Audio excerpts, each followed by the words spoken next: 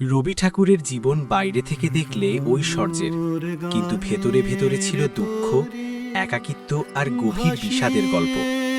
অল্প বয়সেই মায়ের মৃত্যু, বাবার দূরত্ব, শৈশব থেকেই নিঃসঙ্গতা তার সঙ্গী হয়ে দাঁড়ায়। বিশাল জোড়াসাঁকো বাড়ির ফাঁকা ঘরে বসে আকাশের দিকে তাকিয়ে তিনি একা থাকতে শিখেছিলেন।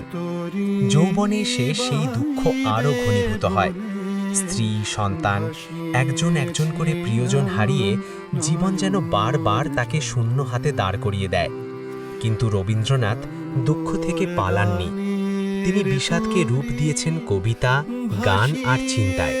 সেই বেদনা থেকেই জন্ম নিয়েছে গীতাঞ্জলির আত্মসংলাপ, মানুষের একাকিত্বের সার্বজনীন ভাষা। রবি ঠাকুর বিশ্বাস করতেন, দুঃখ মানুষকে ভাঙতেও পারে, আবার গড়তেও পারে। তাই তার দর্শনে একা চলার মধ্যেও আছে আশা। যদি তোর ডাক শুনে কেউ না আসে, তবে একলা চলো রে।